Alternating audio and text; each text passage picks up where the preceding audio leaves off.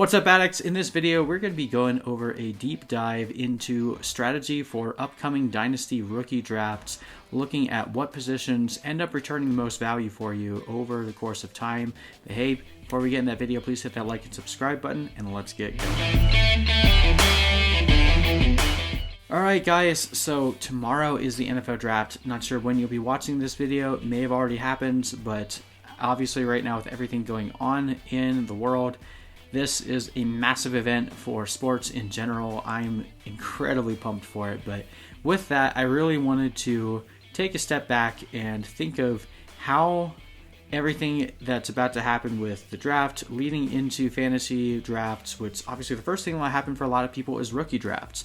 So most dynasty leagues will have rookie drafts pretty quickly after the NFL draft, so that way while there's still that emotion and there's a lot of attention being paid to all the new rookies coming in, you typically capitalize on that and have your draft right after. So the question that I've seen thrown around a lot, and really in comparing many different analysts' ways of looking at it, is what do you value more in terms of a prospect and who do you typically target? And that typically comes down to, do you value wide receivers or running backs? And this is more of a dynasty philosophy question, more so than just a draft question, but it bleeds into it. So if you're a person who believes wide receivers hold more value in dynasty because they have longer careers, therefore you should prioritize wide receivers, then you're probably going to draft a guy like CeeDee Lamb or Jerry Jeudy or someone of that like near the top of your draft. Whereas if you are more of the mindset that running backs are the main difference makers for your team, you're going to draft running backs sooner, so on and so forth. Well, I wanted to actually put some data in behind that concept and just see where it kind of lies. So the theory that I had was, let's look at the last 10 years of drafts. That's a pretty decent stretch of time. We'll do a span, starting from year 1 to year 8 of a player. So obviously some players aren't even anywhere near that cycle, but we kind of get a wide range of players coming in and out of the league, and we'll see around, what positions typically return the most value, and, threw all that into a chart. So 10 years of data. And then the next thing I wanted to do is I wanted to break it down by where you typically draft a player, because we're actually pretty accurate in the fantasy community. If you go back and look at the ADPs, yes, there are a decent bit of players that we've missed on, but the majority of players that hit strongly are typically in the top half of the first round. So basically what I did is I broke it down between the first 6 picks. I call those my early first, your 7 through 12, that's your late first, and then I also did some charts for second round, which would be picks 13 to 24. There were a few other players here and there throughout, but for the most part, most of the players that are actually fantasy relevant in their career come from those first 2 rounds. There are only a couple that come in third round or later. So didn't really want to do too much studying on those outliers. Wanted to focus more on your first round picks, because those are really important. Those are the ones you're going to be stressing out about here pretty soon, and you want to make sure you make the right decision. So let's look at the data. So like I said, the first thing I did was take the last 10 years of all rookie drafts, pulling in their ADP. And then the next thing I did was I wanted to throw on a chart where, on average, do players getting drafted, early, mid, or late, for that position, quarterback, wide receiver, running back, tight end, how do they typically finish in terms of their value over the replacement player? Now, value over replacement player, in this case, I'm just doing a very simple calculation. I'm not doing anything extreme. We're just looking at comparing the player to the lowest starter. So for quarterbacks, we use quarterback 12, running backs, wide receivers, we use wide receiver and running back 24, and tight end 12 on the year, just so that you could see the players that you were drafting from a rookie draft perspective, how many points above or below did they hit from that last desirable starter. Because you really want to, if you are starting 2 running backs, you want to be able to have at least 2 running backs in that top 24. Otherwise, they're not helping you out much week by week. So that's kind of the concept here.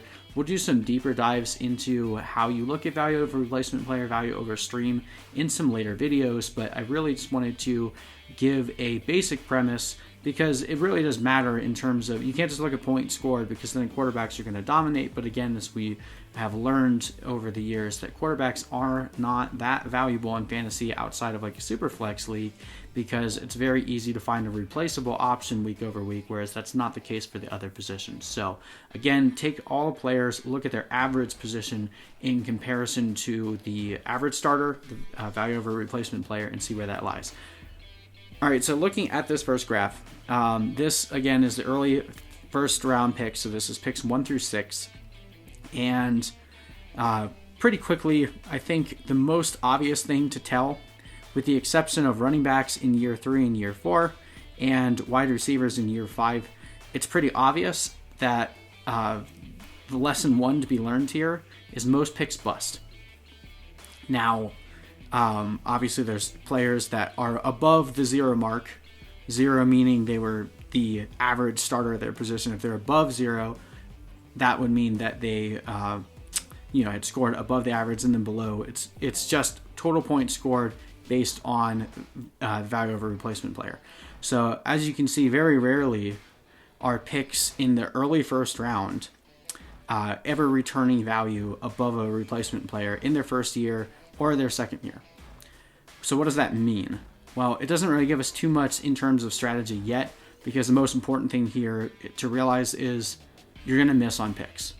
I've seen a lot of discussion over how valuable are rookie picks, and I think that's going to be a discussion that will be had forever. I don't know that there will ever be a moment where we actually determine that this is the extrinsic value of a rookie pick, because each draft class is different. You have so many different variables in terms of players that might get hurt, players that might go to a good situation, a bad situation, coaches that use a player in the right formation. They try to make them do things that they're not able to do. There's so many things you cannot control from a fantasy perspective. You may even have players that have the talent to perform and succeed in the NFL, just never do.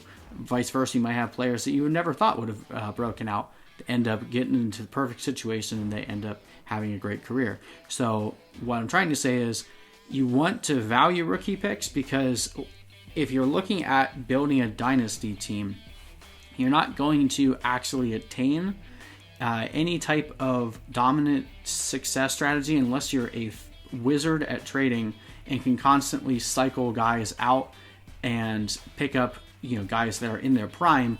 Most of the time, the best way to build your team at the cheapest cost is to hit on a rookie pick. Because if you can hit on a rookie pick, not only do you get them for their entire career, but you can also choose when to move off of them in hopes of then redoing the same thing. We'll get a little bit more into that strategy as we go, but there's two sides of the scale. Running backs, or not running backs, rookie picks in general, hold the most value when you make a hit, because again, you get them for their entire career. However, the likelihood of you missing on a pick, even in the first half of the first round, these 6 picks, it's north of 50%. So unless you're able to stockpile on picks, that's probably the only way that you can even come close to guaranteeing that you're even going to hit. And let's say you had 3 of the first 6 picks. There's no guarantee that you're going to hit on 2 of them. You might only hit on 1. So keep that in mind when you're trading. If you have a known commodity, a known asset, you're trading for an unknown.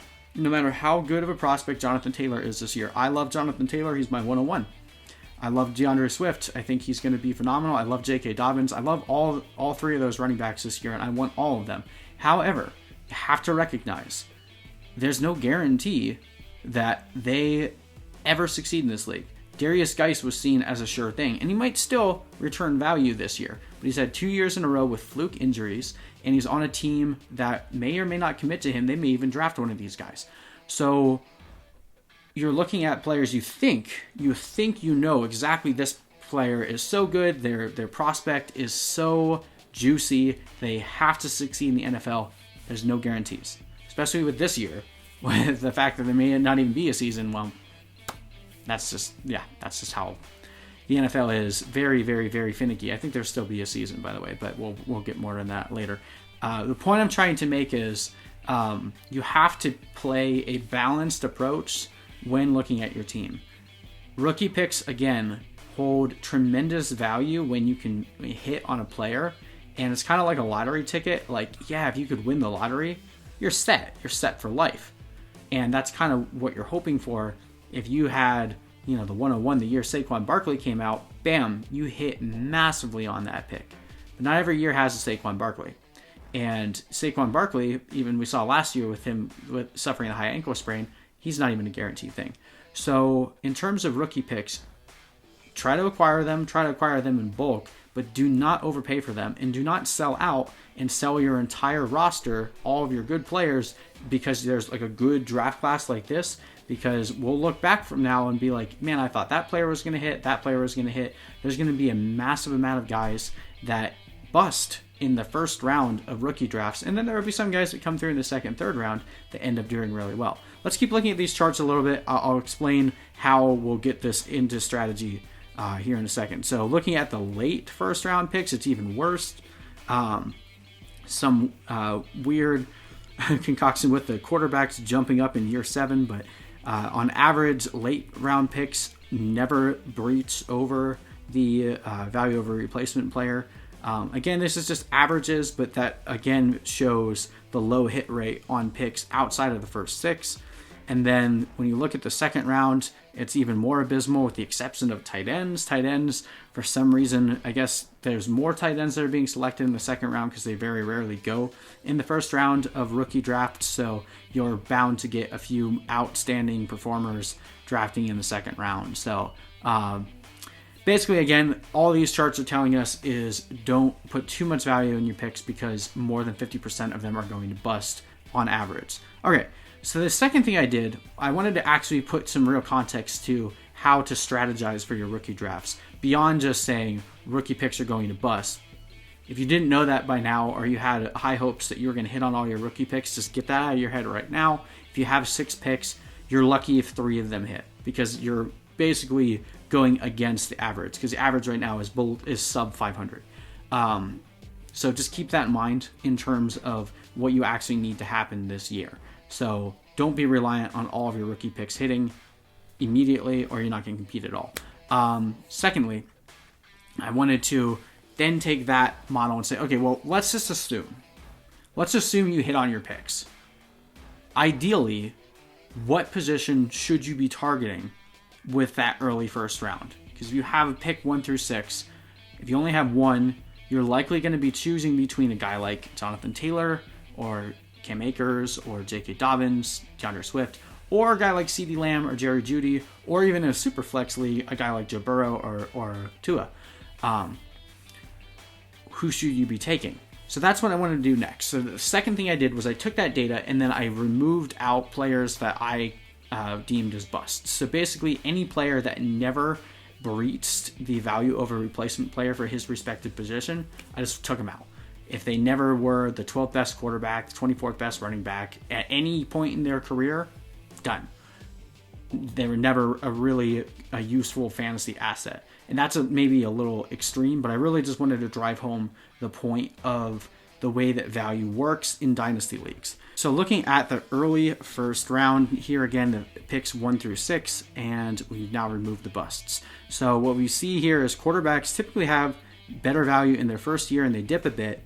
And again, like this is just averaging, so there's not as many quarterbacks that go in the first 6 picks, so you're not getting nearly the same statistical outcome here. Most of the first 6 picks are running backs and wide receivers, so I want to focus mostly on those bars. What do we see here? And this is a trend that I began to notice the more we dug into the data. The first 4 years of a rookie running back's career are by far their most valuable. Rookie running backs typically see a massive decline in value once they reach age 25, and it continues to plummet through 26, 27. A lot of running backs are out of the league after a couple of years. Running backs that come into the league with decent draft capital and are put onto a team where they can succeed will typically not make it too far into their second contract before they're cut. Guys like Todd Gurley or guys like Melvin Gordon that didn't even get a chance for their second contract. We see guys like Le'Veon Bell. These world-class talents very rarely land in a situation where they're on the same team for 6-7 years. So rookie running backs see a massive decline in value right about year 4, year 5. Whereas rookie wide receivers very rarely hit in their first season. When they do, there's still no guarantee that they're going to continue on that same uptrend for the immediate future. So we've seen guys like Julio Jones that had a pretty decent rookie year, second and third year not as great, finally boomed in his fourth year.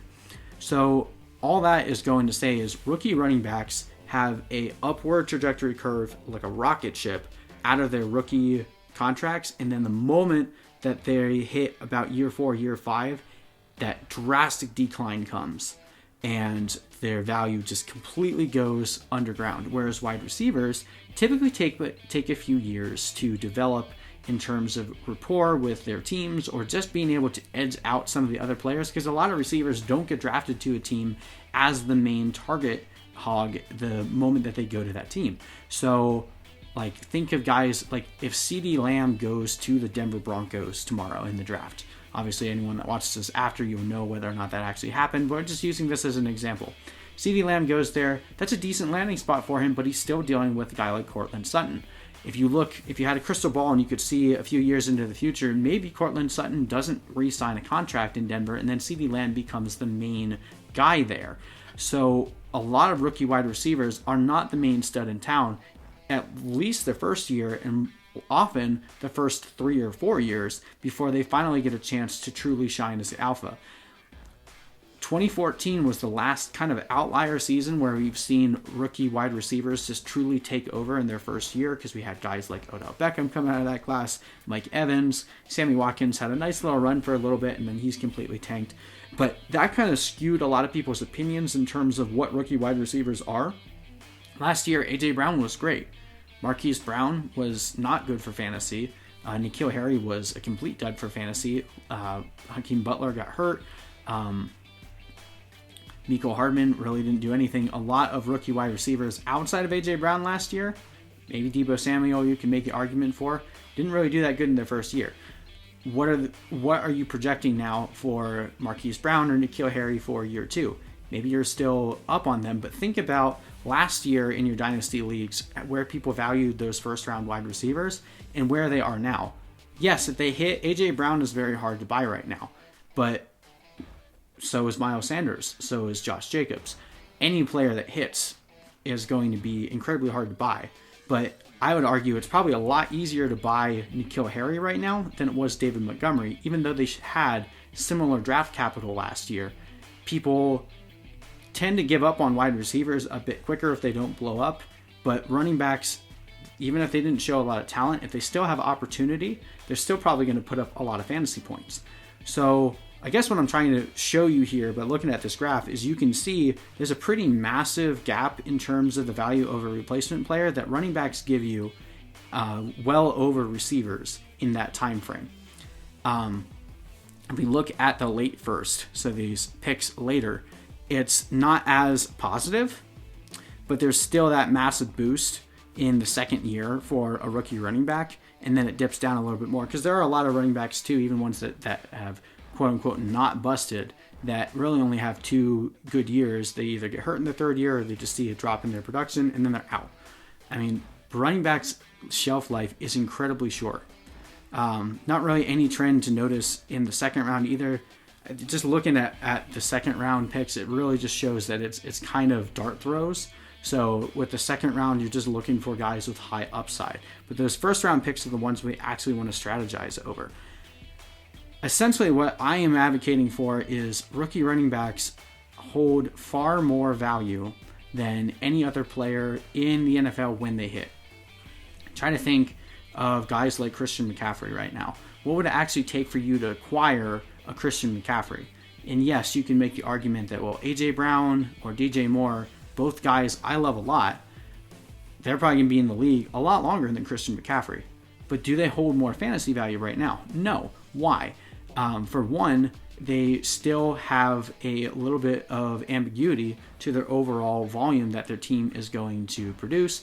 Wide receivers are obviously very dependent on their quarterback situation. So you've seen a quarterback change that boosted A.J. Brown's value last year. There's a little bit of uncertainty as to what will happen with DJ Moore or Teddy Bridgewater.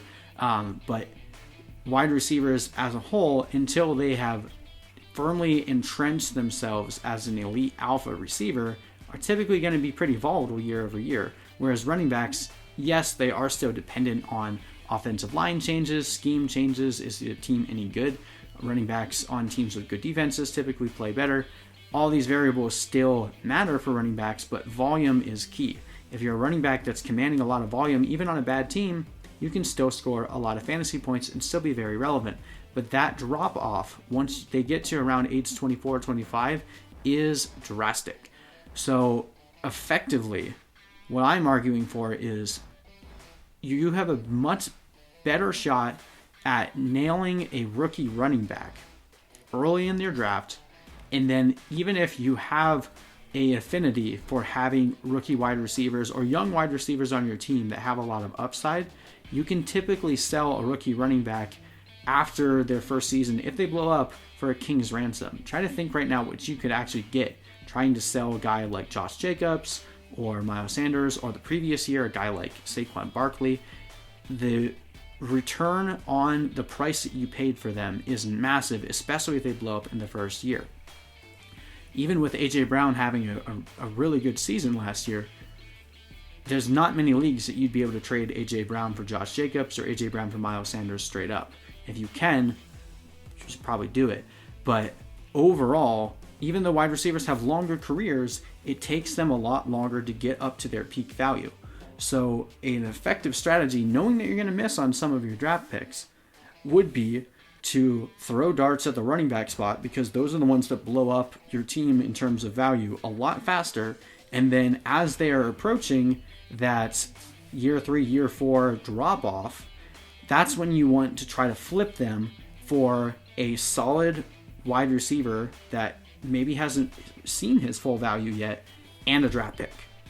So that's typically the ebb and flow that you're going to try to do, because you want to have a few dart throws every single year in the draft, because you know you're going to miss on a lot of your picks. So if you can keep flipping the running backs that you do hit on, keep throwing those darts at the running back spot until you hit again, that's just going to keep rejuvenating that. It's basically like you keep buying lottery tickets that you know you have a high chance of winning on, and then you take the money, you invest it, and then you turn around and sell it for something that's even more valuable. Because if you can basically trade, so like right now, if you wanted to trade a guy like Dalvin Cook for a guy like DJ Moore, most trade calculators are going to say that's a bad idea, but it's actually not a horrible idea, because we see DJ Moore now is 23 years old. He's shown that he's coming up on the upward trajectory of his draft value, but overall, he hasn't hit his peak yet. Whereas you can make the argument that Dalvin Cook hit his peak last year, and he may not continue that well beyond this year. Probably has another season or two left of elite production, whereas DJ Moore probably still has a year or two left before he hits his max value, but he could blow up this year, and for all we know, Dalvin Cook could get hurt and then be replaced in next year's draft. So rookie running backs, once they're off their rookie contract, typically have a very, very, very short shelf life, even though they still have name value. Guys like Ezekiel Elliott, even though he's on his second contract now, most likely he won't spend that many more years in Dallas before they cut bait, because that contract is a killer for their team.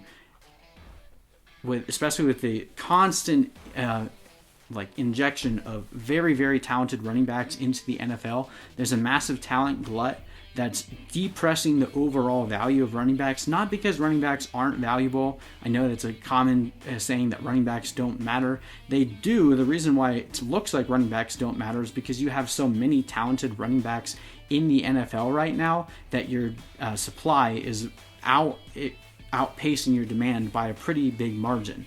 If we've seen points in the NFL where there was actually a drought of running back talent, and that brought the value of the incredibly talented running backs way up. So what we're seeing now is there's just a lot of very talented running backs, but that's good news for fantasy. Without having so many guys at that top tier that just completely dominate the landscape, it gives you more chances to hit on those dart throws, and as more rookies coming into the league continue to succeed, it's a good thing from a depth perspective, but that's where you get this whole concept of running backs not mattering. But for fantasy, they're still the most important position. We saw last year that Christian McCaffrey vastly outproduced every other running back, and the top 6 running backs last year had well over 100 points above their replacement player, whereas only one wide receiver had over 100, and second place only had about 60 points above. So the disparity between the top running backs and the top receivers to their replacement player is not even, like, there's no comparison. Running backs are king in that regard. So not only do running backs that are dominant for fantasy help your team in fantasy, but they also command a better draft capital. So if you're in or trade capital. So if you're in a league that trades a lot, you want to make a habit of stockpiling on running backs in the draft, hoping a few of them hit, ride them for a few years, win some titles, flip them, do the same thing over and over again as long as this trend continues. Obviously, we have to stay Bayesian. Part of the reason why this strategy also matters is when we look at the last 5 years, we see that the gap between running backs and wide receivers in their first 3 years is even greater. Now, this is also partly due to the Saquon Barkley, Christian McCaffrey effect, where running backs in their second, third year are having massive seasons. But overall, rookie running backs in their first 3 years since 2014, so not including that massive wide receiver year, have been greatly outproducing their wide receiver counterparts of those that were drafted in the first 6 rounds. You've seen guys like Corey Davis, Amari Cooper, that Corey Davis you can argue is a bust. Amari Cooper's still been pretty up and down. Would you rather have one of those guys or a guy like Dalvin Cook, Joe Mixon, a guy like Christian McCaffrey, a guy like Leonard Fournette? Probably the biggest iffy guy of that group that you've been drafting in the first 6 picks over the last couple years. But overall, running backs have returned far more value than receivers. And as long as this continues, I mean, a lot of this too has to do with the types of wide receivers that are even coming out of the draft. So this year, we have very few prototypical alpha receivers. We have a lot of slot hybrid guys like CeeDee Lamb, Jerry Jeudy. Those are all slot hybrid guys. They're not incredibly tall. They're about 6 feet, about 200 pounds. They're not guys like Julio Jones, weighing over 220 pounds, 6'3", 6'4", 6'5" kind of guys. We don't have any Calvin Johnsons in this draft. Maybe you can argue that Denzel Mims is there, but he has a lot of iffiness to his game, and he's a late declarer. He came out after his senior year, so that's normally a big red flag. So there's not those prototypical alpha receivers this year, but we have incredibly talented running backs. So I guess the moral of the story is this: if you have one of the early picks in your draft, if you're tempted to take CeeDee Lamb, I would caution you, or Jerry Jeudy, caution you to rethink that strategy.